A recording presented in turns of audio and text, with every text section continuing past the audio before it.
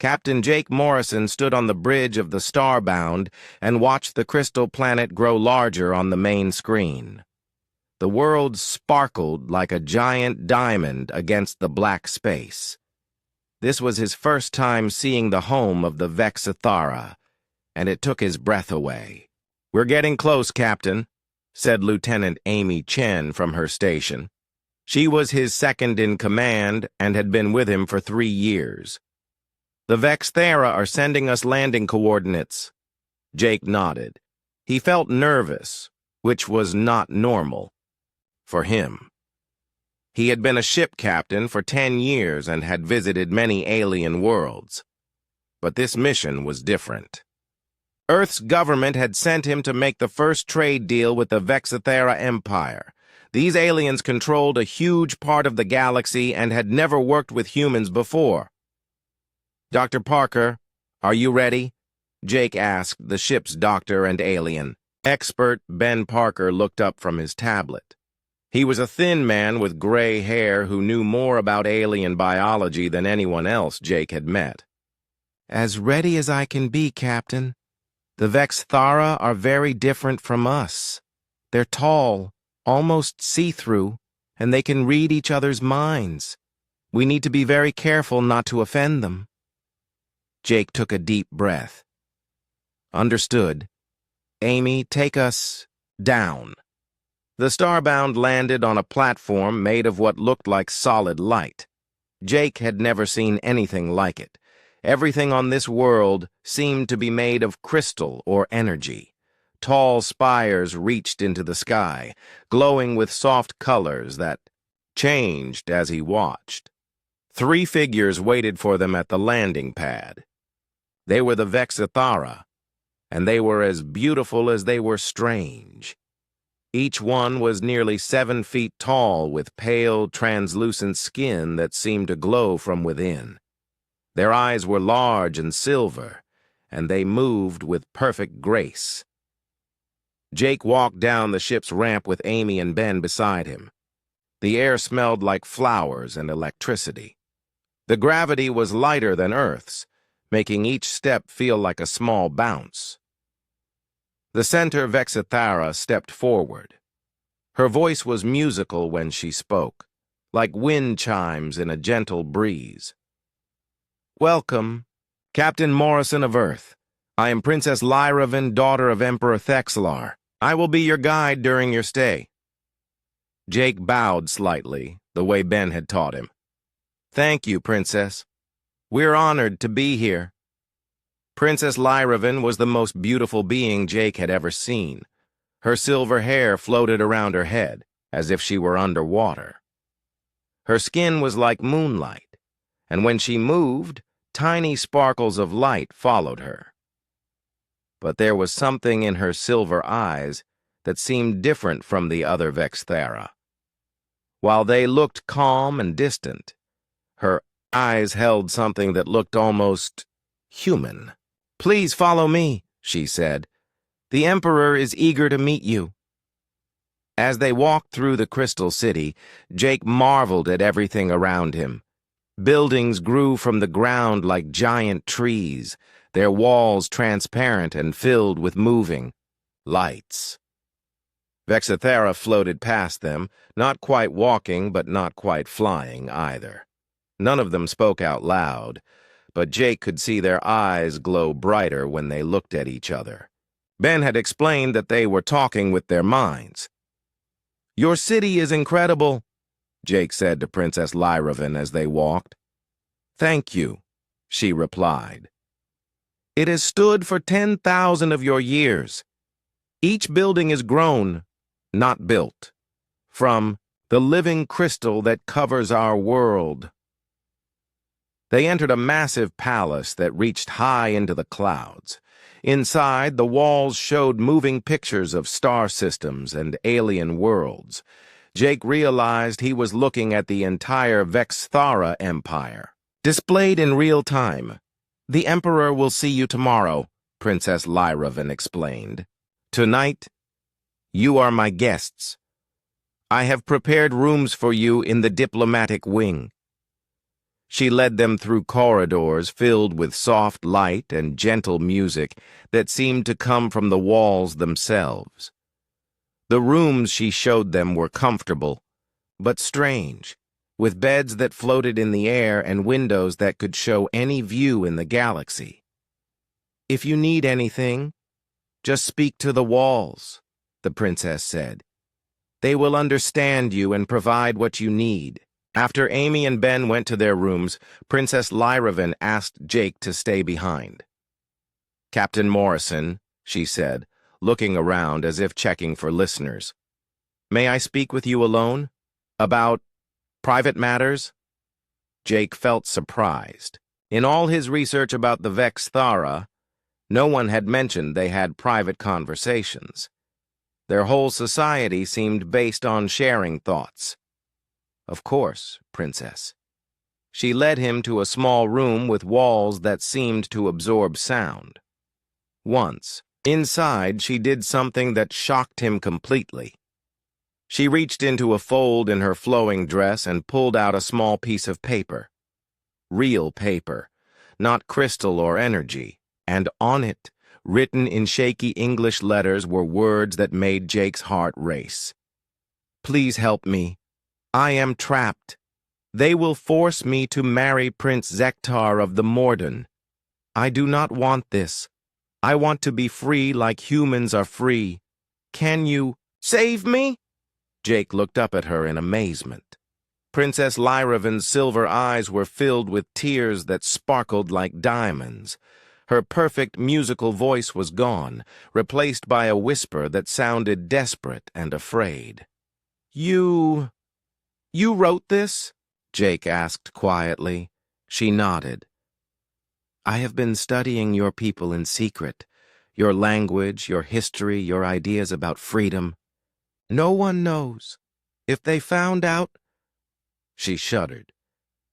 "Captain Morrison, I know this is not why you came here, but I am begging you. Please help me." Jake stared at the note in his hands. Everything about this mission had just changed. He was supposed to make a trade deal, not rescue an alien princess. But looking at her face, seeing the hope and fear in her eyes, he knew he couldn't just walk away. "Tell me more," he said softly. "Tell me everything." Princess Lyravan smiled for the first time since he had met her, and Jake realized that this simple expression made her look more human than alien. The diplomatic mission had just become something much more dangerous and much more important. Jake couldn't sleep that night. He lay on the floating bed in his crystal room, staring at the ceiling that showed a view of distant stars. Princess Lyravan's words kept running through his mind. She wanted freedom like humans had freedom. But what did that really mean? The next morning, Jake met with Emperor Thexalar in the great throne room. The Emperor was even taller than his daughter, with skin so pale it was almost transparent. His voice filled the entire room without him seeming to speak loudly. "Captain Morrison," the Emperor said, "we are pleased to finally meet with your species. Humans are unique in the galaxy." "Thank you, Your Majesty," Jake replied. "We're excited to work with the Vex Thara Empire." They spent hours talking about trade routes, mining rights, and technology exchanges. Jake tried to focus, but his mind kept wandering to Princess Lyravan, who stood silently beside her father's throne. She looked perfect and calm, but Jake could see the sadness in her silver eyes. After the meeting, Princess Lyravan offered to show Jake the city's gardens. As they walked among crystal trees that sang in the wind, she began to tell him her story. "In 3 days, Prince Zektar will arrive for our wedding ceremony," she said quietly. "I have never met him, but I know what he is. The Morden are warriors. They conquer worlds and make slaves of their people. This marriage will give them access to our technology and our trade routes." Jake frowned. "Can't you refuse? Tell your father you don't want to marry him?" Princess Lyravan stopped walking and looked at him with surprise. Refuse? Captain Morrison, you do not understand how our society works. We do not refuse. We cannot refuse. Our minds are connected to each other from birth. When the Emperor decides something, we all feel that it is right. We all want what he wants. But you don't want this marriage, Jake pointed out. That is why I am broken, she whispered. That is why I am dangerous to my people. My mind does not connect properly. I can think my own thoughts, feel my own feelings. Among the Vexthara, this makes me a monster. Jake felt his anger rising. That doesn't make you a monster. That makes you an individual. Individual. Princess Lyravan repeated the word like it was magic. I learned this word from studying human history. You fight wars for this idea. You die for it. I do not understand how you can be so brave. Over the next 2 days, Jake and Princess Lyravan met in secret. She had found ways to avoid the mind readers in her society, using rooms deep underground where the crystal formations blocked mental connections. In these hidden places, she told Jake about everything she had learned about humans. I have studied your American Revolution, she said during one meeting. A small group of people decided they did not want to be controlled by a king far away. So they fought for their freedom, even though the king's army was stronger. That's right, Jake said, impressed by how much she knew. And your Civil War. Some humans owned other humans as property, but other humans decided this was wrong, so they fought to free them. Jake nodded. Freedom isn't always free. Sometimes you have to fight for it. And your women, Princess Lyravan continued. For many years they could not vote or own property. But they did not accept this. They protested and demanded equal rights until they got them. You've really done your homework, Jake said with a smile. Princess Lyravan looked confused. Homework? It means you've studied hard, Jake explained. But why? Why did you start learning about humans? She was quiet for a long moment. 3 years ago, we captured a human ship that had wandered into our space. The crew was taken prisoner, and I was assigned to question them. But when I tried to read their minds, I could not. Their thoughts were locked away, protected somehow. Jake remembered Dr. Parker mentioning this. Human brains seemed to be naturally resistant to Vexithara. Mind reading. The humans were not afraid, Princess Lyravan continued. Even as prisoners, even facing death, they laughed and joked with each other. They told stories about their families, their dreams, their hopes for the future. I had never seen anything like it. In our society, when someone is captured, they accept their fate calmly, because that is what the collective mind tells them to do. But these humans, they never stopped believing they could escape. They never stopped hoping. Did they escape? Jake asked. No. They died in prison. But before they died, one of them gave me a small device he had hidden. A data pad with human history and literature stored on it. I have been studying it ever since, learning about your species, learning about freedom. Jake felt a chill run down his spine. Princess, if your people found out, they would execute me, she said simply. Not because I learned about humans, but because learning about humans taught me that I have a choice. And in Vexithara society, having a choice is the greatest crime. That evening, Jake was walking back to his room when Amy Chen stepped out of the shadows. Captain, we need to talk, she said, her voice serious. Jake's heart sank. Amy, I can explain. You're planning something stupid, aren't you? She interrupted. I've been watching you, Jake. The way you look at the princess, the secret meetings, the way you keep checking your sidearm. You're going to try to help her." Jake sighed. There was no point in lying to Amy. They had served together too long. "She asked for help, Amy. She's being forced into a marriage that will destroy her." "And that's tragic, Captain. But it's not our problem. We're here to make a trade deal, not start an interstellar incident." "What if it was you?" Jake asked quietly. "What if you were being forced to marry someone you'd never met, someone who would take away everything that makes you who you are? Would you want me to just walk away?"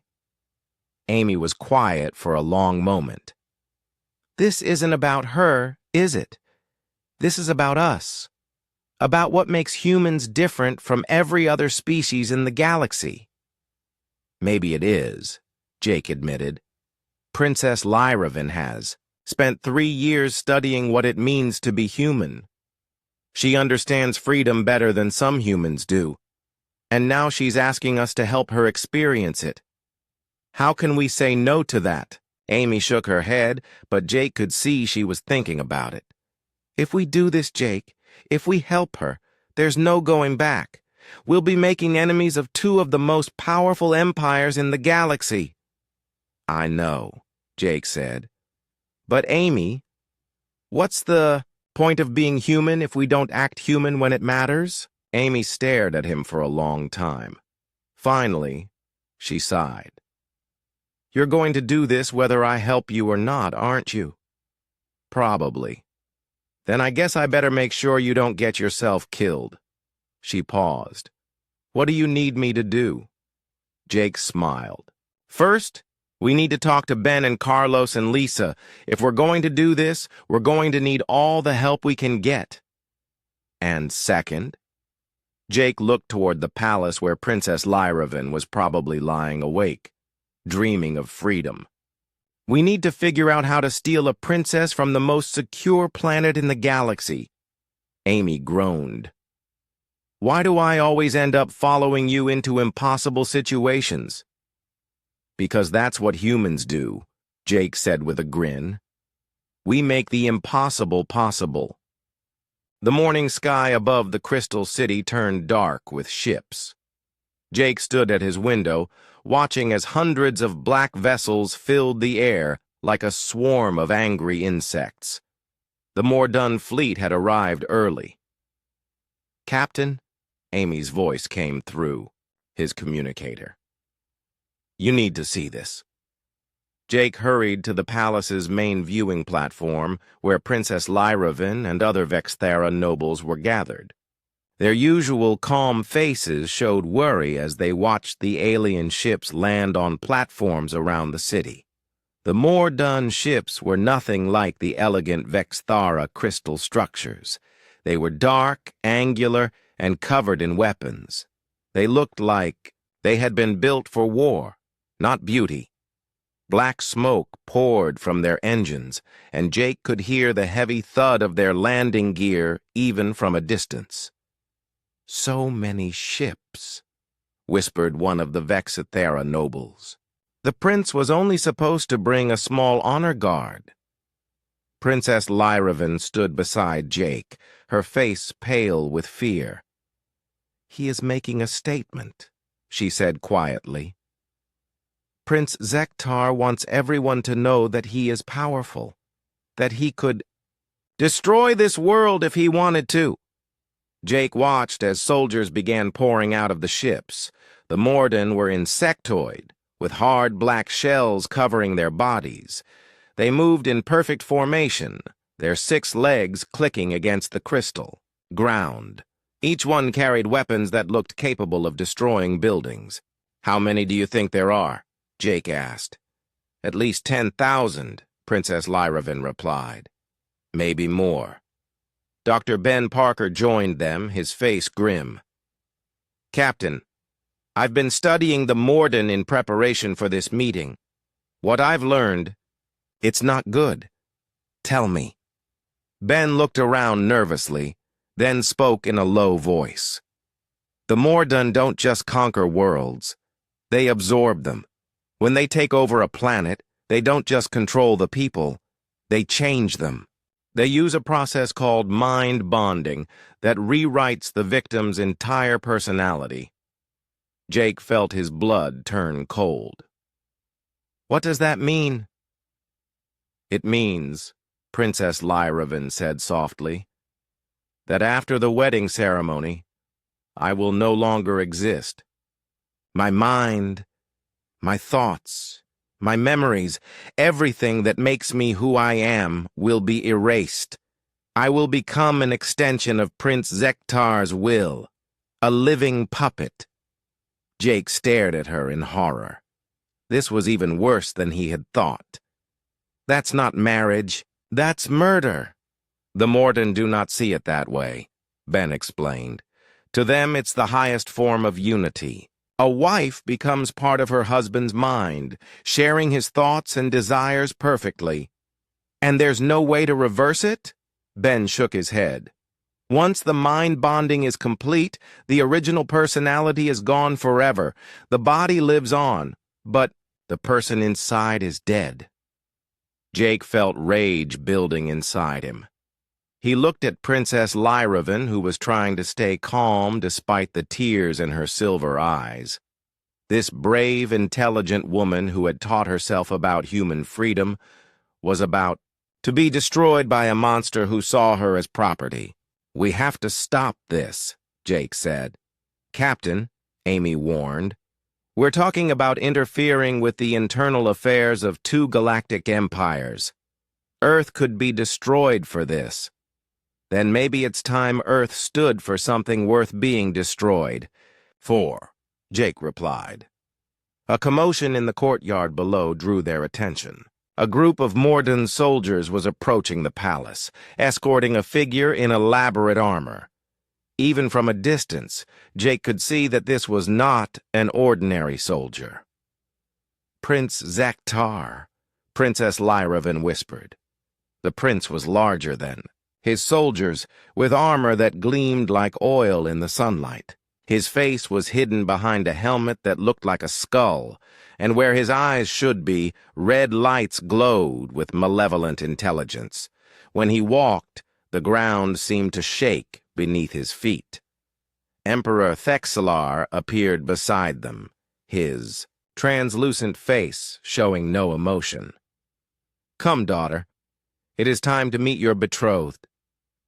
Jake watched helplessly as Princess Lyravan walked beside her father toward the throne room. Her graceful movements seemed stiff now, like a condemned prisoner walking to execution. The meeting between the two royal families was a formal affair. Prince Zektar spoke in a voice like grinding metal, his words translated by a mechanical device attached to his throat. He spoke of conquest, of the glory of the Morden Empire, of the worlds he had destroyed in the name of order. Your daughter will make an excellent addition to my collection, the prince said, his red eyes fixed on Princess Lyravan. I have bonded with 17 wives from different species. Each one brought unique qualities to my consciousness. The Vex Thara ability to manipulate energy will be particularly useful. Jake had to grip the arms of his chair to keep from standing up and punching the alien prince. The way Zektar talked about Princess Lyravan made Jake's skin crawl. She wasn't a person to him. She was a tool to be acquired and used. Princess Lyravan sat perfectly still during the entire meeting, her face showing none of the fear Jake knew she must be feeling. But when Prince Zektar reached out with one of his clawed hands to touch her face, Jake saw her flinch slightly. Beautiful, the prince said. I look forward to our bonding ceremony tomorrow night. After that, you will see the universe through my eyes, think my thoughts, serve my will. It will be glorious. Tomorrow night? Emperor Thexelar looked surprised. We had planned for the ceremony to be in 3 days. Plans change, Prince Zektar replied with what might have been a smile behind his skull helmet. I am eager to claim my prize, and my fleet grows restless. The sooner we complete this alliance, the sooner we can begin expanding our territories together. Jake felt panic rising in his chest. Tomorrow night! That gave them less than 24 hours to figure out how to rescue Princess Lyravan. It seemed impossible. After the meeting, Jake managed to catch Princess Lyravan alone for a few moments. "Did you hear?" she asked quietly. "Tomorrow night. I have one day left to be myself." "We're going to get you out of here," Jake promised. "I don't know how yet, but we will."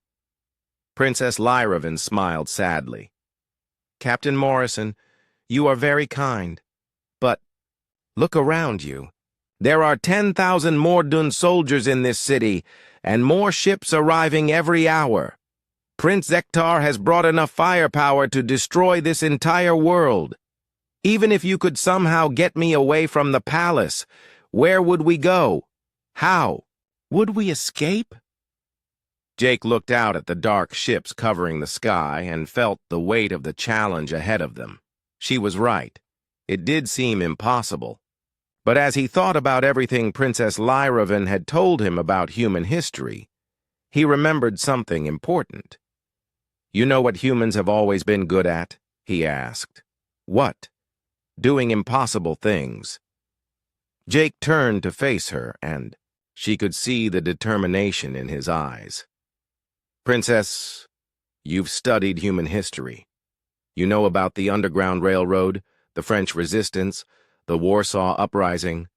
When people are fighting for freedom, impossible just means it hasn't been done yet." For the first time in days, Princess Lyravan's eyes showed hope instead of fear. "You really think you can save me?" Jake nodded. "I think we can save each other. But Princess, I need to know, are you ready to give up your old life completely? If we do this, you can never come back here. You'll be leaving everything you've ever known." Princess Lyravan looked around at the Crystal Palace where she had lived her entire life. Then she looked at the dark Morden ships in the sky and thought about Prince Zektar's glowing red eyes.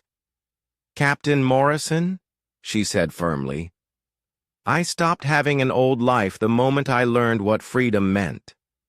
Whatever happens tomorrow, I would rather die as myself than live as someone else's puppet." Jake smiled. "Then let's go make the impossible happen."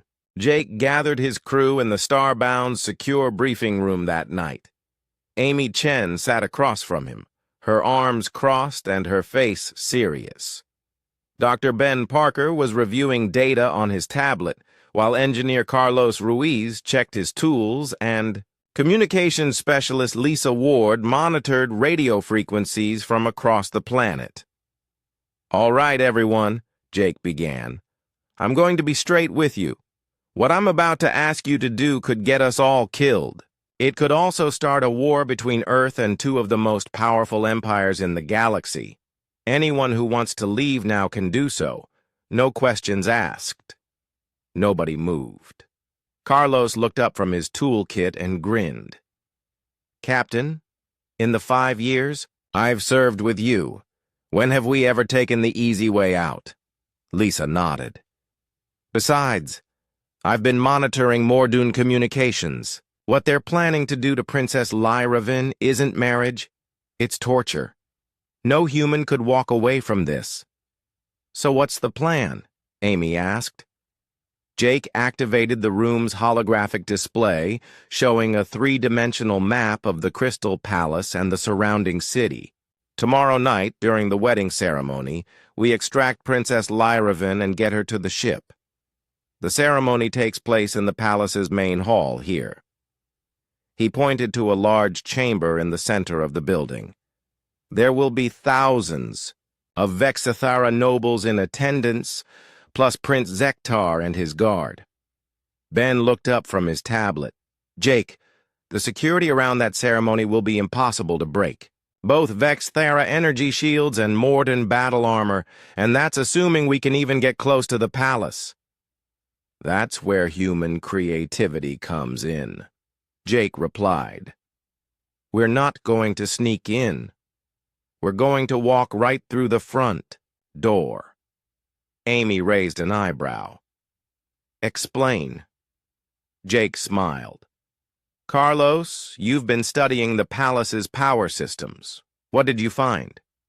Carlos stood up and pulled up technical diagrams on the display. The whole palace runs on crystalline energy conduits. Very efficient, very elegant, and completely incompatible with human technology. The Vexthara systems can't interface with our equipment at all. Which means, Jake prompted, which means if we introduce human technology into their power grid, it'll cause a cascade failure. Not dangerous, but very confusing. Lights going on and off, gravity fluctuating, communication systems failing. It'll look like a technical malfunction instead of sabotage, Lisa jumped in. And while their systems are going crazy, I can flood their communication frequencies with human music and radio broadcasts. The Vexthara mind link depends on mental harmony. Chaotic human music should disrupt their telepathic connections temporarily. Ben nodded slowly. That's actually brilliant, Willie. When Vexthara lose their mental connection to the group, they become confused and disoriented. They're not used to thinking as individuals. But how do we get Princess Lyravan out during the chaos? Amy asked. Jake pulled up another section of the map. The palace has an old maintenance tunnel system that runs underneath the ceremony hall. Princess Lyravan told me about it. It's left over from when the palace was first grown, before they had the modern energy systems. Most Vexthara have forgotten it exists. And you think she can get there during the ceremony? Amy sounded skeptical. Not by herself, Jake admitted. That's where I come in. I'll be in the ceremony hall as an honored guest. When Carlos creates the power failure and Lisa disrupts their communications, I'll create a distraction and help Princess Lyravan get to the tunnels. Carlos frowned.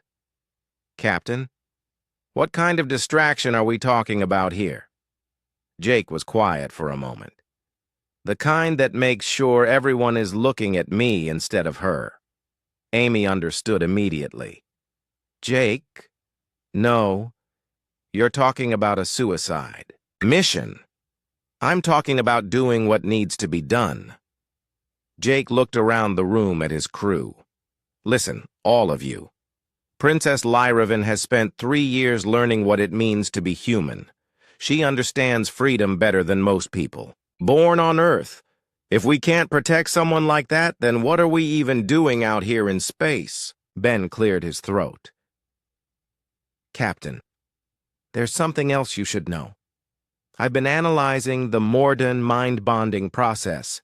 It's not just psychological, it's technological. Prince Zektar will use a device to physically alter Princess Lyravan's brain chemistry. Can it be stopped? Jake asked. Maybe. But only if we disrupt it during the ceremony itself. The process takes about 10 minutes to complete. If we can interrupt it in the first few minutes, she might survive with her personality intact. Jake nodded. Then we need to time this perfectly. Carlos, how long will your power disruption last? Maybe 15 minutes before their backup systems kick in. Lisa, how long can you jam their communications? As long as our transmitter holds out. Maybe 20 minutes before they trace the signal and shut us down. That should be enough.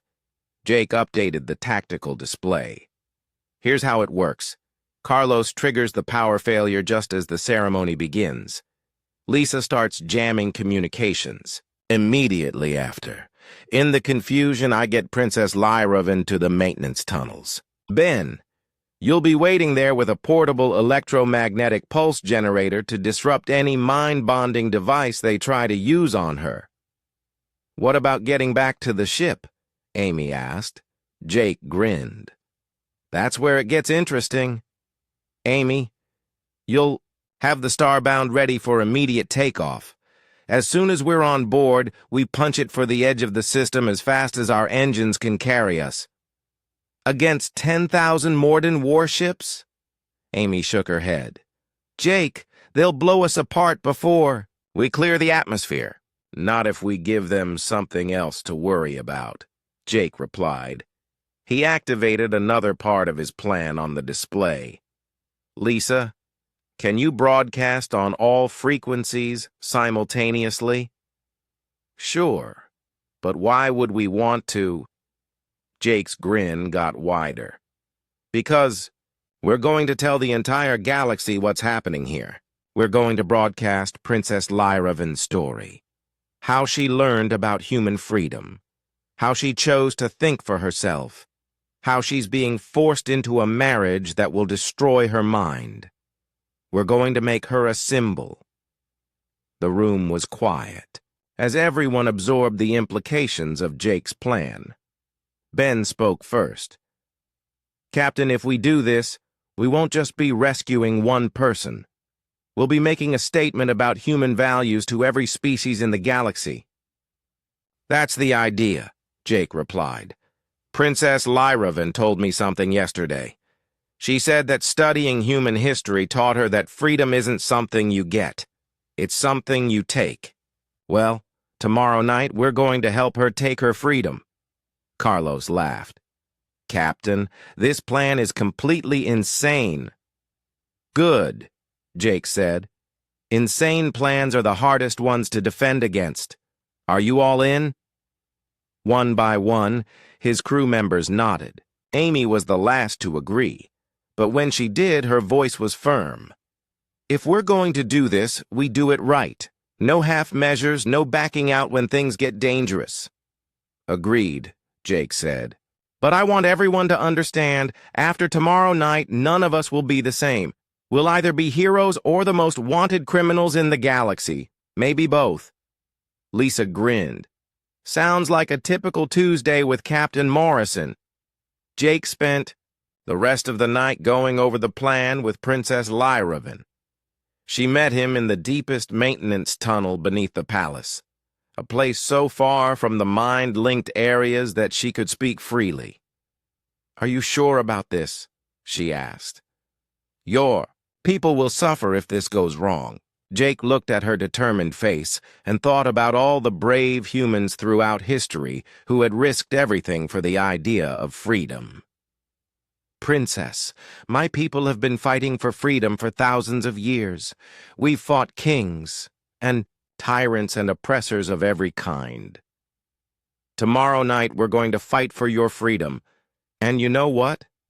I think that's exactly what being human is all about. Princess Lyraven smiled. Then let us be human together, Captain Morrison. Let us be free. The great ceremony hall of the Crystal Palace had never looked more beautiful or more terrifying. Thousands of Vexthara nobles filled the floating platforms that surrounded the central altar, their translucent forms glowing softly in the light of the energy crystals overhead. The entire chamber hummed with telepathic energy as their minds linked together in anticipation of the historic wedding. Jake sat in the diplomatic section, wearing his best uniform and trying to look calm. His heart was pounding as he watched Prince Zektar take his position at the altar. The Morden prince looked even more menacing in his ceremonial armor, which was decorated with the skulls of creatures from a dozen conquered worlds.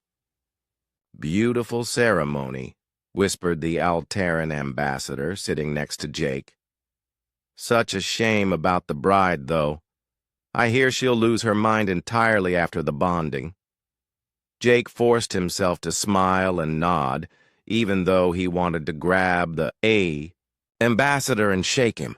How could these people just sit here and watch someone's personality get murdered? Princess Lyraven entered the hall like a ghost, her silver hair flowing behind her, and her skin so pale it was almost transparent.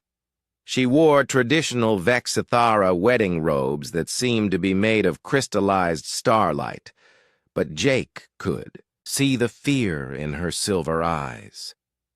She walked slowly toward the altar where Prince Zektar waited, each step taking her closer to mental death. Emperor Thexalar began speaking in the ancient Vexthara language, his words echoing through the hall and into the minds of every noble present. Jake couldn't understand the words, but he could feel the power behind them. The entire ceremony was designed to link Princess Lyraven's mind to Prince Zektar's, making her part of his consciousness forever. Jake activated his communicator with a subtle hand gesture. "All stations, this is Captain Morrison. The ceremony has begun. Execute Phase 1. Deep in the palace's power core, Carlos Ruiz was crouched beside a massive crystal conduit with a small human device in his hands. "Roger, Captain. Introducing incompatible technology to their power grid in 3, 2, 1. He attached the device to the crystal conduit, and immediately the palace's lighting system began to flicker. The smooth hum of energy that had filled the building for centuries suddenly became erratic. Gravity fluctuated, making some nobles float unexpectedly, while others found themselves pressed to the floor. "What is happening?" Emperor Thexalar demanded as the lights in the ceremony hall began flashing in random patterns. "Phase 2, Lisa," Jake whispered into his communicator. High on the Starbound, Lisa Ward activated her most powerful transmitter and began broadcasting human music on every frequency the Vexithara used for telepathic communication. Heavy metal, jazz, classical, and rock music poured through their mental links, creating chaos in the orderly telepathic network that held their society together. The effect was immediate and dramatic. Vexithara nobles throughout the hall began clutching their heads, their usual calm expressions replaced by confusion and panic. For the first time in their lives, they were experiencing individual consciousness without the comfort of the collective mind. "The mind link is broken!" one noble cried out. "I cannot feel the others!" Prince Zektar roared in anger. "What is this trickery? Guards, find the source of this disruption!" But his guards were just as confused as everyone else. Morden soldiers ran through the palace corridors, but without clear orders from their linked command structure, they didn't know what to look for. Jake stood up from his seat and began walking toward the altar. In the chaos, no one paid attention to one human. Moving through the crowd, he reached Princess Lyraven just as Prince Zektar was pulling a metallic device from his armor, the mind-bonding mechanism that would destroy her personality. "Princess," Jake whispered urgently, "it's time to go." She looked at him with relief and hope. "I knew you would come." Jake grabbed her hand and began pulling her toward a small service entrance behind the altar. But Prince Zektar noticed them moving and let out a roar of rage that echoed through the entire hall. "Stop them! The human is stealing my bride!" Suddenly, every eye in the hall was focused on Jake and Princess Lyraven. Morden soldiers began pushing through the confused Vexithara nobles, their weapons raised. Jake pulled out his sidearm and fired a warning shot into the air. The sound of human gunpowder weapons in the crystal hall was deafening, causing even more panic among the aliens who had never heard anything like it. "Stay back!" Jake shouted. "Anyone who tries to stop us gets the same treatment." He and Princess Lyraven reached the service entrance and plunged into the maintenance tunnels beneath the palace. Behind them, they could hear Prince Zektar screaming orders and the sound of heavy footsteps as soldiers began following them. The tunnels were dark and narrow, lit only by emergency crystals that cast weird shadows on the walls. Jake and Princess Lyraven ran as fast as they could, guided by the maps she had memorized during their planning sessions. "This way," she gasped, pulling him down a side passage. There is a junction ahead where Dr. Parker should be waiting. They reached the junction just as Jake's communicator crackled to life. Captain, this is Ben. I'm in position with the EMP device. Where are you? Right above you, Jake replied. Princess, show me the access panel. Princess Lyravan pressed, her hand against what looked like a solid wall, and suddenly a section of crystal slid away, revealing Dr. Ben Parker crouched in a hidden chamber with his electromagnetic pulse generator. About time, Ben said. I can hear soldiers coming from 3 different directions. Are you hurt? We're fine, Jake replied, but they're going to find us soon. Is the device ready? Ben held up the EMP generator, which looked like a metallic backpack with wires and crystals attached. This should disrupt any mind-bonding technology within a 50-foot radius. But, Captain, it's only good for 1 use, and the battery won't last long. The sound of approaching soldiers grew louder. Jake could hear Prince Zektar's voice echoing through the tunnels, promising terrible revenge on anyone who helped the humans. We need to move, Jake said. Ben, can you get Princess Lyravan to the ship? What about you? Princess Lyravan asked. Jake smiled grimly. Someone needs to slow down our pursuers. Don't worry about me. Just get to the Starbound and tell Amy to be ready for a fast takeoff. Captain Morrison, Princess Lyravan said firmly, I did not ask you to rescue me just so you could sacrifice yourself for me. We leave together or not at all. Jake started to argue, but the determined look in her silver eyes reminded him of every stubborn human he'd ever met. Fine, but we do this my way. He activated his communicator one more time. Amy, this is Jake. We're coming up through the maintenance exit near the landing platform. Be ready to fly the moment we're on board. Roger, Captain, Amy's voice replied. But you should know, there are more Dune ships surrounding the palace. Hundreds of them. Jake looked at Princess Lyravan and Ben. Well, nobody said this was going to be easy. Ready to find out if humans are as crazy as everyone thinks we are? Princess Lyravan smiled for the first time since the ceremony began. Captain Morrison, I have spent 3 years studying human history. I already know you are completely insane. That is exactly why this might work. Behind them, the sound of Morden soldiers grew closer. Ahead of them lay the most dangerous part of their escape. But as they climbed toward the surface and freedom, Jake felt something he hadn't expected. Pride. Whatever happened next, they had already accomplished something incredible. They had proven that the human spirit of freedom could inspire anyone, anywhere in the galaxy. Even an alien princess who had never seen Earth could choose to be human, when it mattered most. Now they just had to survive long enough to tell the story. Jake, Princess Lyravan, and Ben Parker emerged from the maintenance tunnels onto the palace landing platform, just as the entire Crystal City erupted into chaos. Alarms were wailing from every building, their crystalline tones mixing with the angry roars of Morden soldiers and the confused cries of Vexthera nobles. The Starbound sat on its landing pad like a metal island in a sea of crystal, its engines already warming up and casting a blue glow across the platform. Amy Chen stood at the boarding ramp, scanning the sky with worried eyes. "Captain!" she called out when she saw them. "We've got company!" Jake looked up and felt his heart sink.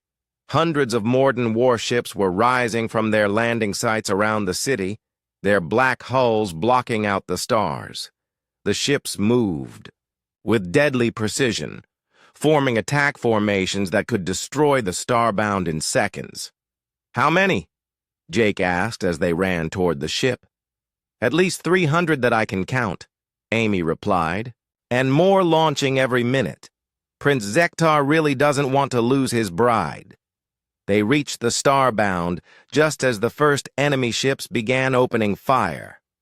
Energy beams lanced through the air where they had been standing moments before, turning crystal landing platforms into clouds of glittering dust.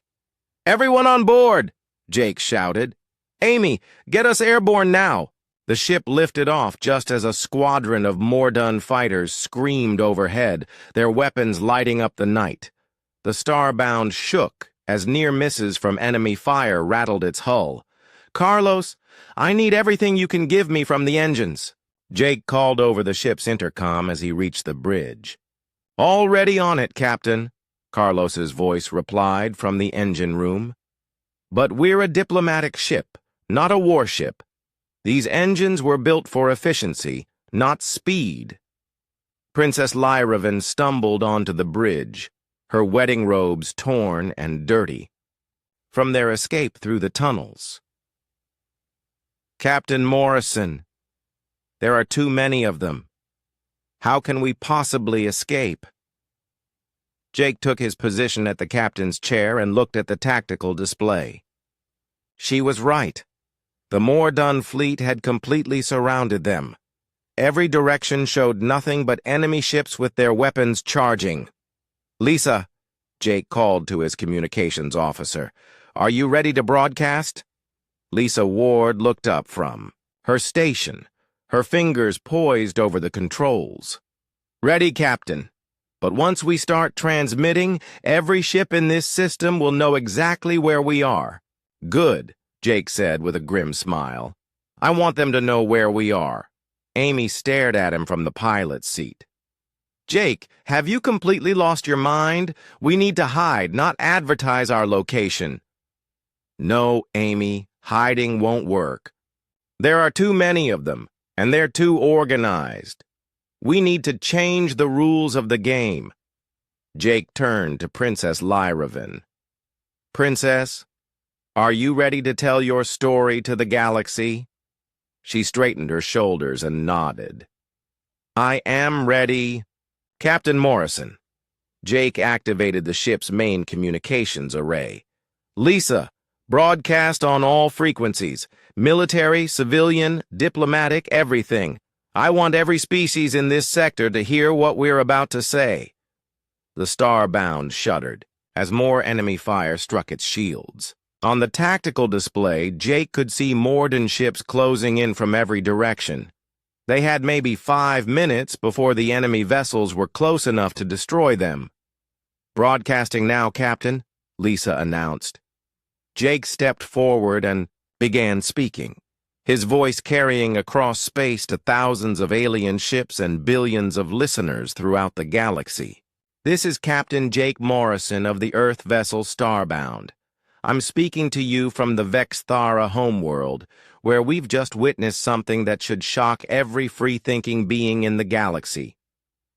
Enemy fire intensified around them, but Jake continued speaking as calmly as if he were giving a routine status report. Princess Lyravan of the Vexthara Empire was about to be forced into a marriage that would have destroyed her mind and personality forever. Not killed, destroyed, erased. She would have lived on as a mindless puppet, serving the will of Prince Zektar of the Mordan hegemony. Princess Lyravan stepped forward, her silver eyes blazing with determination, despite the fear in her voice. "My name is Princess Lyravan, daughter of Emperor Thexlar. For 3 years I have studied the history and philosophy of humanity. I have learned about freedom, about the right to choose one's own path in life. When I asked Captain Morrison to help me escape this forced marriage, I was not just asking for rescue. I was asking to be allowed to think my own thoughts and live my own life." Jake watched the tactical display as more ships appeared on the sensors. But something strange was happening. Not all of them were Mordan or Vexthara vessels. Ships from other species were arriving in the system, drawn by the broadcast. "What you're seeing here," Jake continued, is a choice that every civilization in the galaxy needs to make. Do we stand by and watch as individuals are destroyed for the convenience of empires, or do we believe that every thinking being has the right to freedom? A massive explosion rocked the ship as a Morden battlecruiser fired its main weapons. The Starbound's shields flared and began to fail. "Shields down to 30%, Amy reported. "Jake, we can't take much more of this." But Jake noticed something else on the sensors that made his heart race with hope. "Amy, look at the tactical display. Tell me what you see." Amy glanced at the screen and her eyes widened. "Those aren't all enemy ships anymore. We've got vessels from the Centauri Republic, the Andromedan Alliance, even some independent traders. They're moving to protect us?" Jake's broadcast had done something unprecedented in galactic history. Ships from dozens of different species were converging on their location, not to join the attack, but to stand between the Starbound and its pursuers. "This is Captain Tavara of the Centauri vessel Freedom's Light," a voice crackled over the radio. "Captain Morrison, your words have reached us. We stand with you." "Andromedan ship Star of Hope reporting," another voice added. "No being should be forced to give up their identity. We will not allow this injustice." More voices joined in, creating a chorus of support from across the galaxy. Independent traders, exploration ships, even a few military vessels from democratic worlds, all declaring their intention to protect the humans and their alien ally. Prince Zektar's voice cut through the radio chatter, filled with rage and disbelief. "You fools! You would start a war over one female? She is my property by right of treaty." "Property," Jake replied, his voice carrying to every ship in the system. "Prince Zektar, you've just made our point for us.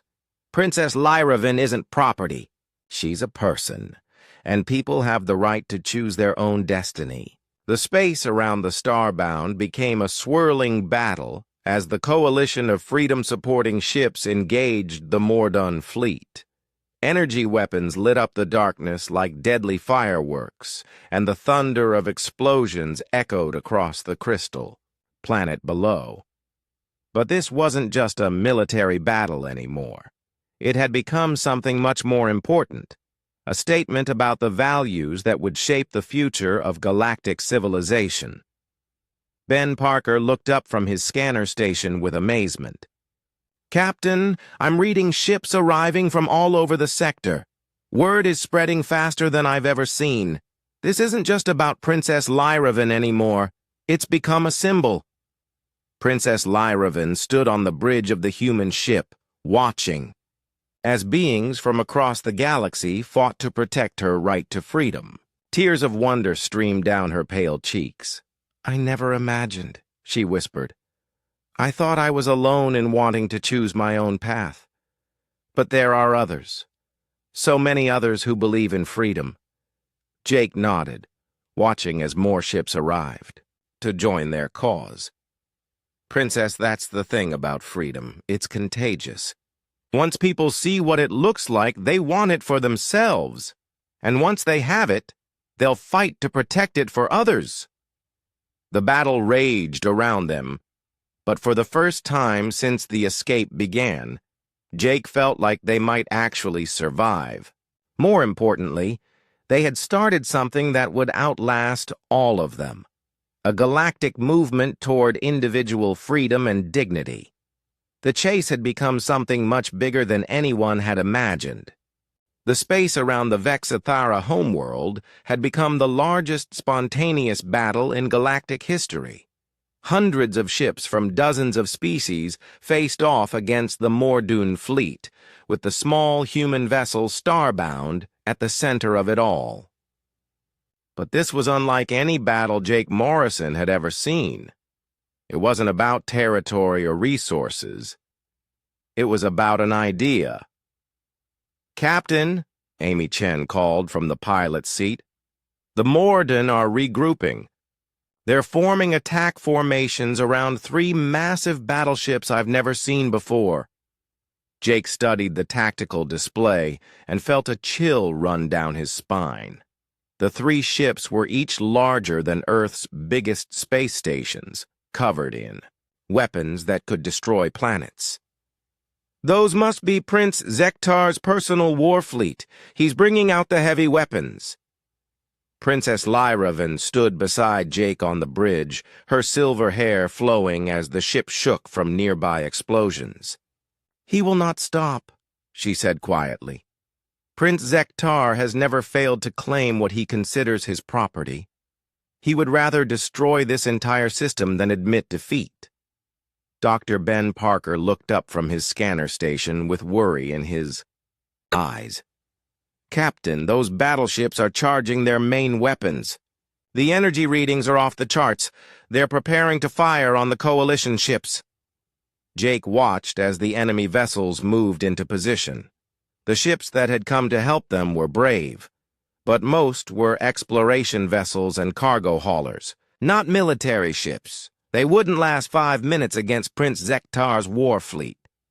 "Open a channel to all coalition ships," Jake ordered. Lisa Ward's fingers flew over her controls. "Channel open, Captain." Jake took a deep breath and spoke into the communicator. "This is Captain Morrison to all ships. You've already done more than we had any right to ask. Prince Zektar's battleships are too powerful for most of your vessels. You should retreat while you can."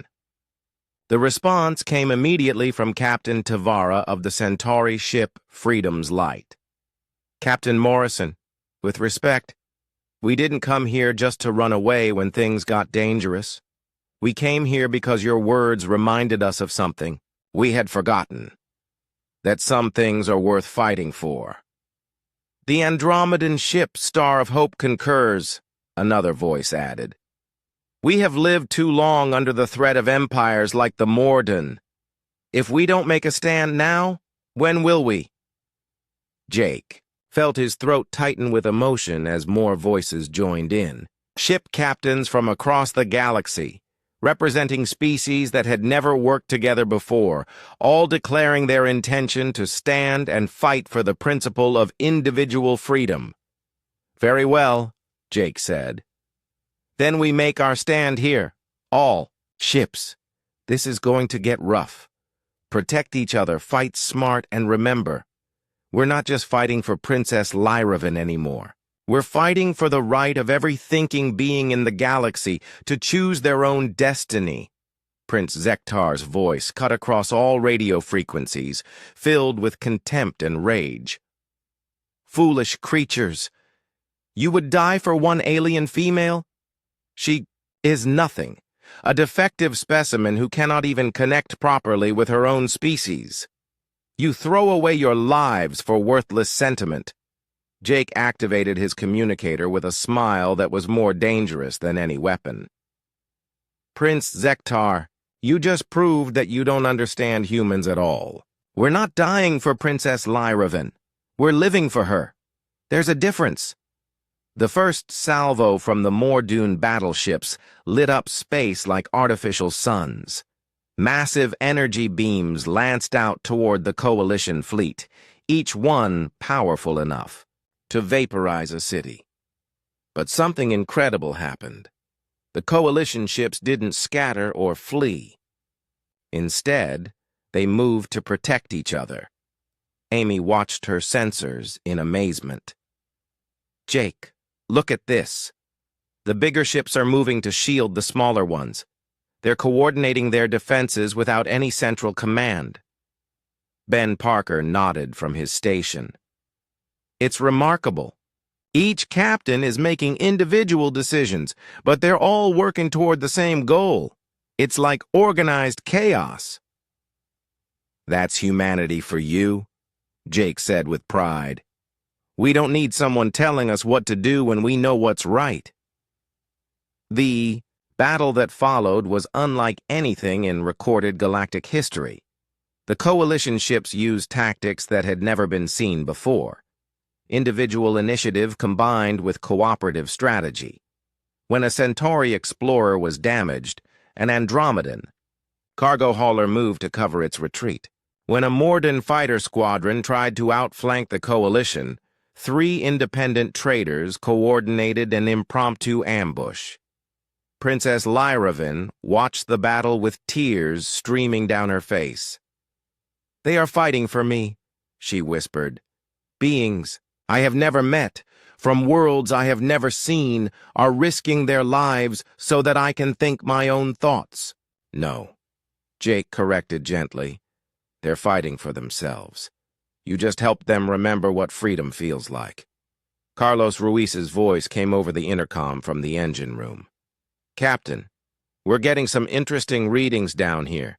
The Vexthara planet is showing massive energy fluctuations." Jake frowned. "What kind of fluctuations?" "It's hard to explain," Carlos replied. "But it looks like the entire crystal matrix that makes up their cities is resonating in some kind of pattern. Ben, you should see this." Ben Parker transferred the readings to his scanner, and his eyes widened. "Jake, this is incredible. The disruption we caused to the Vexthara MindLink network isn't fading, it's spreading. Individual Vexthara all across the planet are breaking free from the collective consciousness." Princess Lyravan gasped. "That's impossible. The MindLink has controlled my people for thousands of years." "Not anymore," Ben said with excitement. "Captain, I think our presence here, combined with the battle overhead, has created some kind of cascade effect. The electromagnetic fields from human technology, the chaos of individual decision-making, the very concept of personal freedom, it's all acting like a catalyst. The Vexthara are experiencing individual consciousness for the first time in their history." Jake looked at the tactical display where the battle continued to rage. The coalition ships were holding their own despite being vastly outnumbered, but they couldn't hold out forever against the Morden battleships. Then something happened that changed everything. New ships began appearing on the sensors, but these weren't more coalition vessels. These were Vexthara ships rising from the crystal planet below. "Captain Morrison," a new voice came over the radio. The accent was Vexthara, but the tone was different from any Jake had heard before. It sounded individual. "This is Captain Zixvan of the Vexthara ship Crystal Dawn. We are thinking for ourselves now. We choose to fight beside you." More Vexthara ships appeared, their crystal hulls glowing with new patterns of light. Jake realized he was watching an entire civilization wake up to the concept of personal freedom. "Prince." Zektar's response was immediate and furious. "Impossible! The Vexthara are bound by treaty. They cannot oppose me." "The treaty was made by minds that were not free," Princess Lyravan said, taking the communicator from Jake.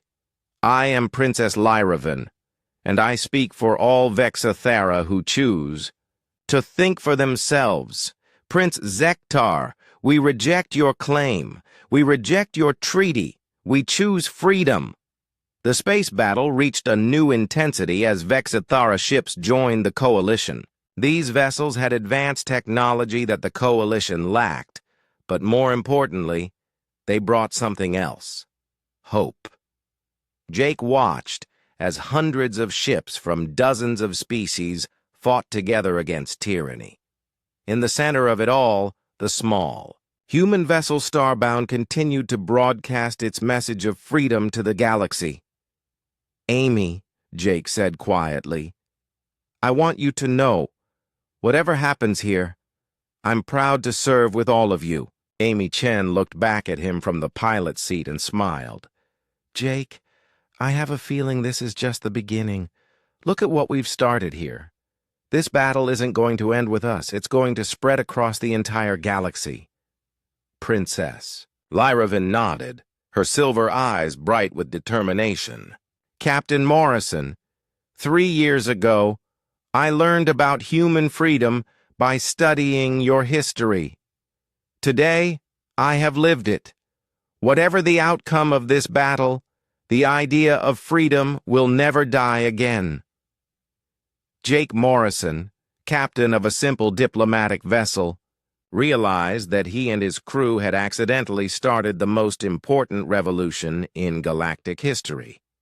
And they had done it not with superior weapons or technology, but with the simple human belief that everyone deserved the right to choose their own path in life.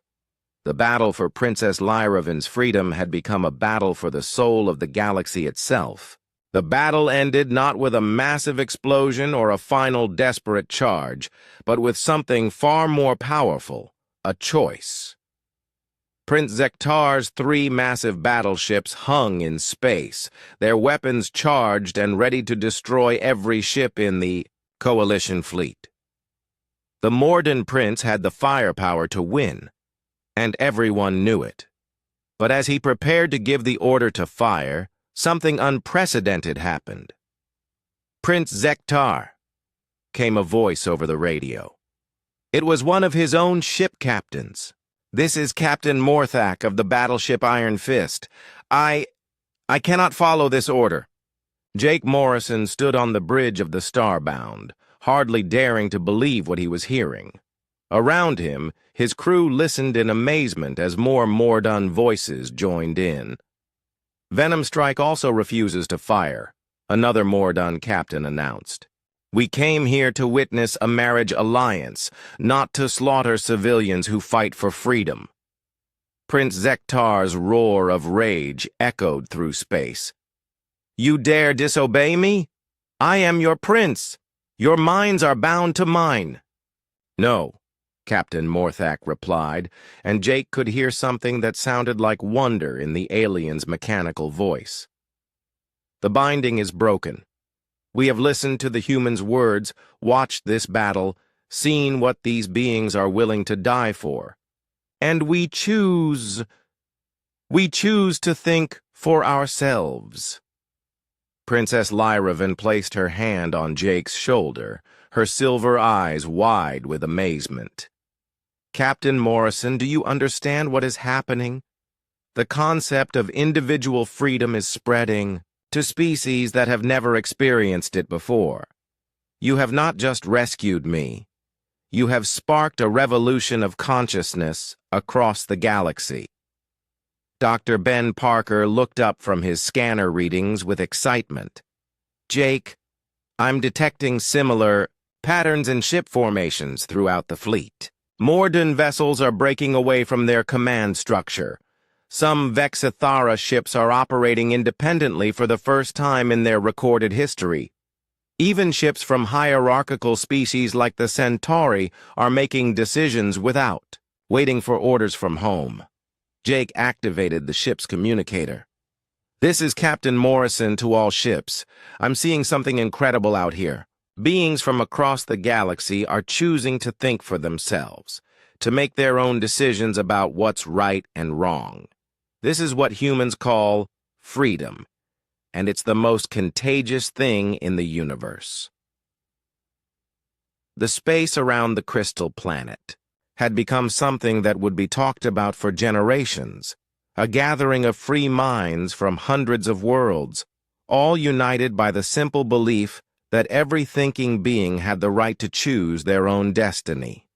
Prince Zektar, isolated now with only a handful of loyal ships, made one final desperate attempt to salvage his victory. "The female belongs to me by treaty. I will have her, or I will destroy this entire system." But his words fell on deaf ears. Even his own remaining captains were beginning to question their loyalty to a leader who would commit genocide rather than accept that someone could choose their own path in life. Jake looked at Princess Lyraven and made a decision that would echo through galactic history. "Prince Zektar, I have a counter-proposal. Single combat, you and me. If you win, you can try to take Princess Lyraven. If I win, You and your fleet leave this system and never threaten her again." The radio fell, silent as everyone absorbed this challenge. Amy Chen spun around in her pilot's seat, her face pale. "Jake? Have you lost your mind? He's twice your size and covered in battle armor. And he's a trained warrior from a species that lives for combat," Ben added worriedly. "Captain, this is suicide." But Princess Lyravan shook her head. "No, it is not suicide. It is the most human thing possible." She looked at Jake with admiration and understanding. "You are not fighting him because you think you can win. You are fighting him because it is right." Prince Zektar's laughter echoed through space. "The human challenges me? Very well, I accept. When I crush your weak body, all will see the folly of this freedom you preach." Jake prepared to leave for the combat shuttle, but something stopped him. Ships from across the Coalition fleet were moving closer to the Starbound, and their captains were speaking over the radio. "Captain Morrison," came the voice of Captain Tavara from the Centauri vessel, "you have taught us about freedom. Now let us teach you about family. No one fights alone." "The Andromedan Alliance stands with Captain Morrison," another voice added. "We have ships, weapons, and warriors. Why should one human face this monster alone?" More voices joined in, traders, explorers, even former Morden and Vexithera captains who had chosen freedom over their old loyalties, all offering to stand beside the human who had sparked their awakening. Jake felt tears in his eyes as he realized what was happening. "Thank you, all of you. But this is something I have to do myself. Not because I'm trying to be a hero, but because sometimes one person has to stand up and say this is wrong before others can find the courage to do the same." The duel took place on a small asteroid between the two fleets, with representatives from every species watching. Prince Zektar was everything Jake had expected: huge, powerful, and deadly. His armor made him look like a mechanical demon, and his weapons could have cut through the asteroid itself. But Jake Morrison was fighting for something more powerful than armor or weapons. He was fighting for the idea that every being in the galaxy deserved the chance to choose their own life. The battle was brief but decisive. Prince Zektar's strength and experience meant nothing against a human who fought not just for victory but for principle. When it was over, the Morden prince lay defeated, his armor cracked, and his weapons scattered across the asteroid's surface. "I don't understand," Prince Zektar gasped as Jake stood over him. "You are smaller, weaker. How did you defeat me?" Jake looked down at the alien prince with something that might have been pity.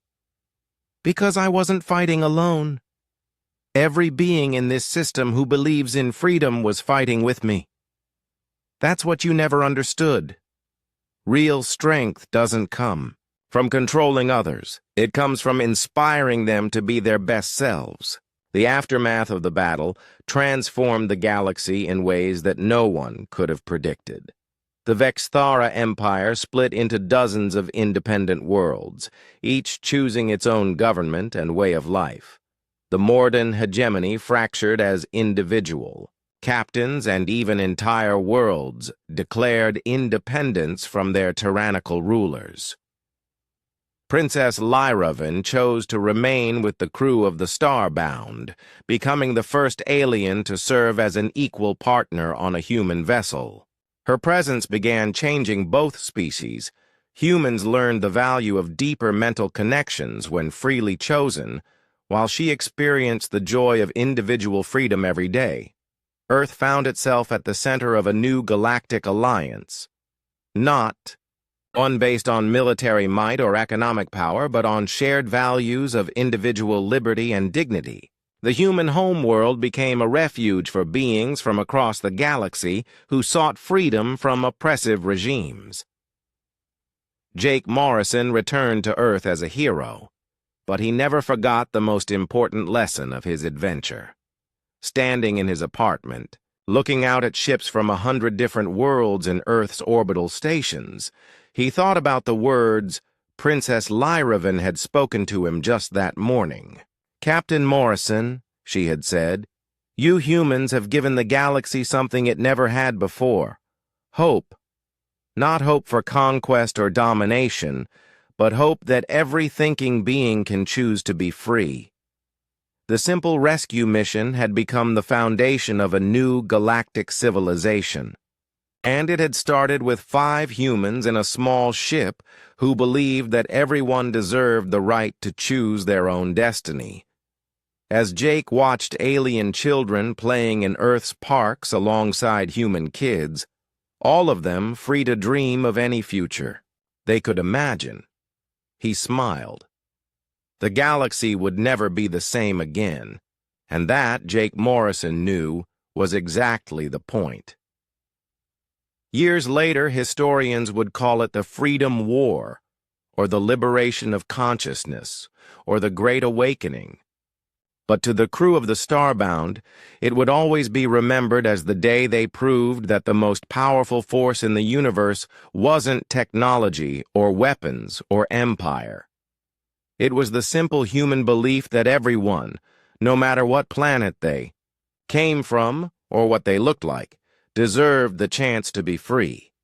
Princess Lyravan, now Captain Lyravan of the exploration vessel New Dawn, would spend the rest of her life traveling the galaxy and spreading the message of freedom to species who had never heard it before.